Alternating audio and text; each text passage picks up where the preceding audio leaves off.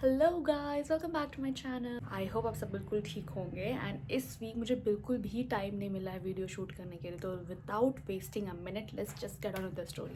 हमारी जो आज की स्टोरी है, it's about a colleague of mine and a good friend, so let's call her Ishika.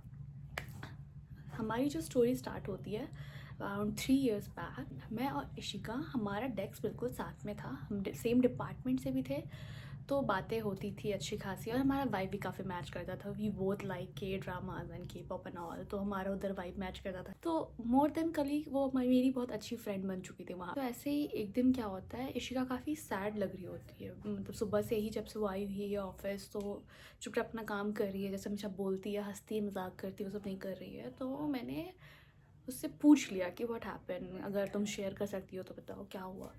तो फिर उसने बोला कि नहीं ऐसा कुछ नहीं है, एक्चुअली मेरा जो बॉयफ्रेंड है उसके साथ मेरे कुछ इश्यूज़ चल रहे हैं।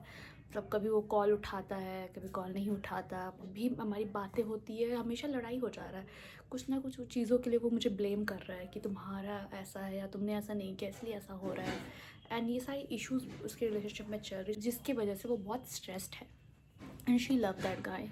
उससे उससे शादी भी करने का उसका पूरा प्लान है। उसको बिल्कुल रेडी है कि जैसे वो लड़का अपने घर पे बताएगा वो भी अपने घर पे बता देगी, क्योंकि उसने अभी तक बताया ही नहीं है तो बहुत बड़ा इशू हो सकता है। ऑलरेडी उसके घर वाले लव मैरिज के अगेंस्ट है, तो उसको एक एक स्टेप बहुत ध्यान से लेना होगा।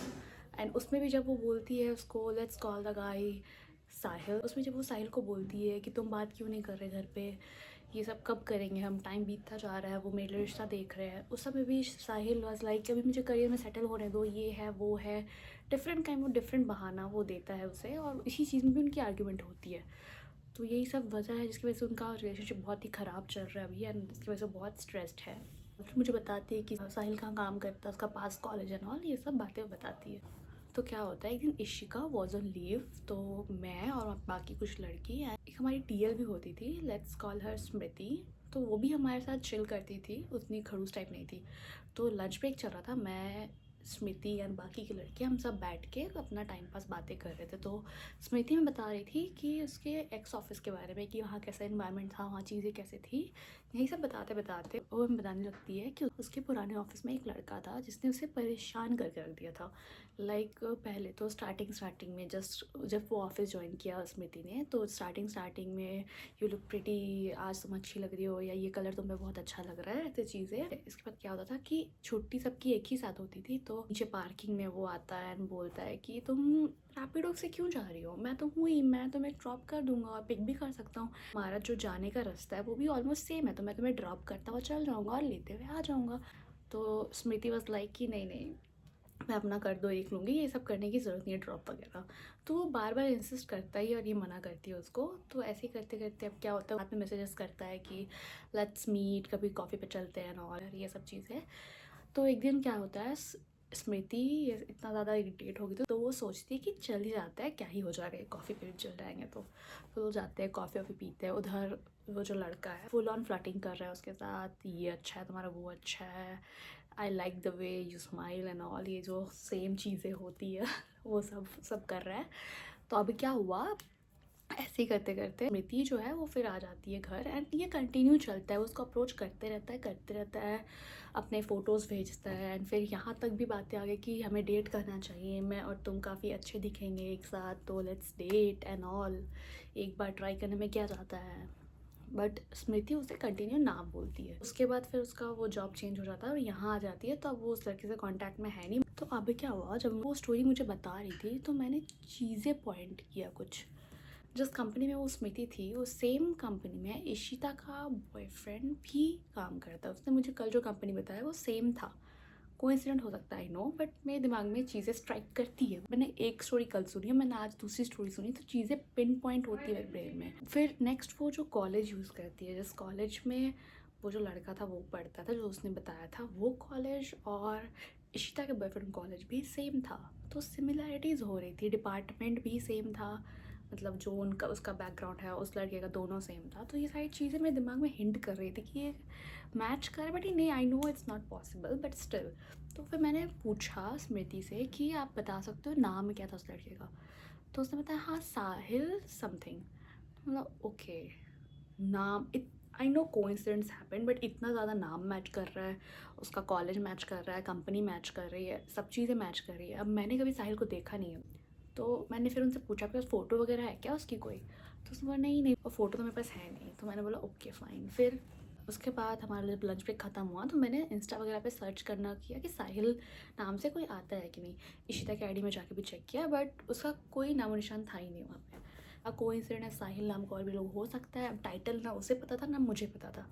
तो मैंने वेट किया, नेक्स्ट डे जब इशिता आती है तो I was in a dilemma कि मैं उसे पूछूँ कि नहीं पूछूँ। फिर मैंने सोचा कि ओके फाइन, उसको जो सोचते हैं वो सोचेगी, बट अगर ये जो मैं सोच रही हूँ वो अगर रियल हुआ तो भाई वो लड़की जो किसी से शादी करने का ड्रीम देख रही है, वो किसी और से फ्लर्ट कर रहा है, ये सब चीज़ें। क्योंकि जो टाइमलाइन था स्मृति के स्टोरी का एंड इशिता का डेटिंग पीरियड, दोनों साथ में क्लैश कर रहे थे। इशिता उसको 3 या 4 साल से डेट करी थी और स्मृति उस कंपनी को 1 साल पहले छोड़ के आई है।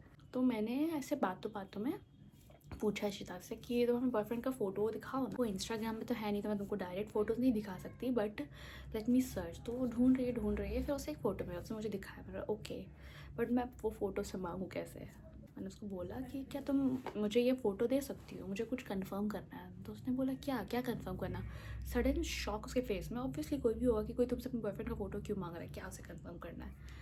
तो मैंने बोला मैं तुमको सब बता दूंगी, बट मुझे एक चीज़ कंफर्म करना है, जस्ट मैं वो कंफर्म कर लेती हूँ अभी तुरंत, फिर मैं तुम्हें सारी चीज़ें बता दूँगी। फिर मैं मुझे अपना फ़ोन देती है, वो लेके मैं ऐसे बातों बातों में जाती हूँ स्मृति के पास और पूछती हूँ कि ये यही था क्या वो साहिल जिसके बारे में बता रहे थे? तो वो देखती है, बोलती है हाँ यही तो है, वो सेम लड़का है। आई वॉज लाइक, मैं सोच रही थी जो मेरा इंट्यूशन आया, कुछ गलत नहीं सोचा था मैंने इसके बारे में। मैंने फिर स्मृति ने मुझे पूछा क्यों क्या हुआ, तो नहीं मैं बस इसको जानती हूँ, मैंने ऐसा बोला, मेरा कोई फ्रेंड का फ्रेंड है ऐसे। फिर मैं आ गई। इस पूरे टाइम इशिता वेट कर रही है कि क्या हो रहा है क्या हो रहा है। तो मैं जाती हूँ, फिर मैं उसको बोलती हूँ कि जो स्मृति ने बताया एंड ऑल, जो मैंने कनेक्ट किया और फ़ोटोज़ को दिखाने पे जो कंफर्मेशन सारी बातें। Ishita was shocked, really really shocked. But वो बंदी शायद कहीं ना कहीं उसे भी लग रहा था कि कुछ गड़बड़ है। वो शॉक थी, बट उसे अभी भी चीज़ें कंफर्म करनी थी। बट हम ऐसे जंप नहीं कर सकते। हमने सिर्फ स्मृति का स्टोरी सुना है, वन साइड स्टोरी। ओके वो जो बोल रही होगी सच होगा, बट स्टिल हम ऐसे डायरेक्ट कुछ नहीं कर सकते। डायरेक्ट साइड को क्वेश्चन वो नहीं करना चाहती थी, उसे प्रॉपर प्रूफ चाहिए था कि ये हो रहा है, ये हुआ है। तो अब हमने सोचा कि हम क्या करें। हमने फिर सोचा, बहुत सोचा कि हम साहिल के बारे में कैसे कैसे पता करें, उस कंपनी में और कौन है जिससे हमसे लिंक है। तो वैसे सोचते सोचते हमें एक लड़के के बारे में याद आया जो हमारे ऑफिस में था, बट उसका पास्ट ऑफिस भी वही ऑफिस था। तो मे बी उसको पता होगा साहिल के बारे में। तो फिर मैंने उसको मैसेज किया, do you know this guy? तो उसमें हाँ ये मैं तो साथ में ही काम करते थे। तो हमने सोचा fine, this is the time हम पूछ सकते हैं इससे। फिर मैंने ऐसे इनडायरेक्टली पूछा उससे कि ऐसा ऐसा है क्या, मुझे पता चला ये हमारी जो टीएल है उसको ऐसा ऐसा उसने किया था। तो उसने बोला हाँ एक्चुअली मैं बहुत ज़्यादा किया था, उसके पीछे पड़ गया था, बट ऐसा नहीं है कि वो उसके पीछे पड़ गया था, दैट गर्ल स्मृति वो भी इक्वली उसके साथ थी। तो मुझे लगा okay this is the twist.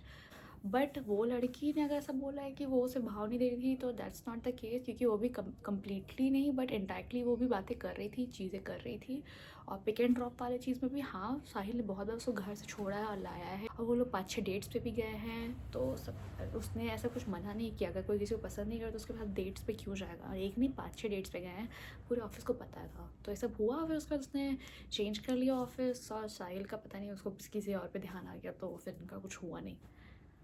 अब कॉल कट गया, फिर मैंने उसको देखा एंड शी वाज लाइक कि मुझे कहीं ना कहीं पता था कि कुछ ना कुछ है, मतलब नो एक गट फीलिंग टाइप कि कुछ तो गड़बड़ है। बट मैंने ऐसा कभी नहीं सोचा था कि वो मुझ पर चीट करेगा। और 1 साल पहले उसने ये किया और उसके बाद वो किसी और लड़की पे गया। मतलब ऑल द टाइम जब हम रिलेशनशिप में थे, आई डोंट नो कब से उसका ये पैटर्न स्टार्ट हुआ है, बट वो कंटिन्यू मेरे पे चीटिंग करते गया, वो कभी रुका ही नहीं। और इधर मैं उसके साथ पूरी लाइफ देख रही हूँ अपनी, पूरा फैमिली सब कुछ प्लान कर रही हूँ, और वो अलग लेवल पे है। और जब उसे रहना ही नहीं है मेरे साथ, उसे यही सब करना है, तो आई डोंट नो वाई वो मेरे साथ है अभी भी। वो कम्प्लीटली ब्रेकअप कर सकता है मेरे साथ।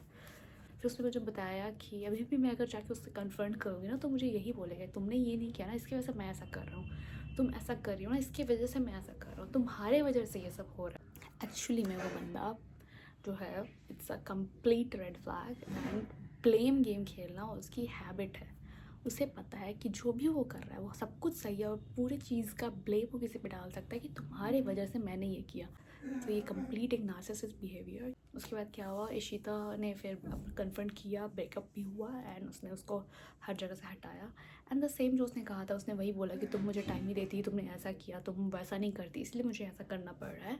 जो इशिता ने कहा था एक एक चीज़ उसने किया। कहीं ना कहीं इशिता को पता था ये बात, जस्ट वो कुछ पॉइंट नहीं कर पाई थी, वो कुछ कंफर्म नहीं कर पाई थी। एंड थैंक गॉड ये जो को इंसिडेंट हुआ इतना बड़ा कि इधर की स्टोरी मैच करके इतना बड़ा एक रियलिटी पता चला, एक्चुअली वो बच गए। सो that's it for today guys. And कभी कभी एक छोटा सा वियर्ड सा को इंसिडेंट्स कितना बड़ा एक सच आपके सामने ला के रख देता है, इस स्टोरी से हमें पता चलता है। उसके बाद इशिता अभी तो बिल्कुल सही है, ऐसा कुछ है नहीं, वो सब भूल भी चुकी है।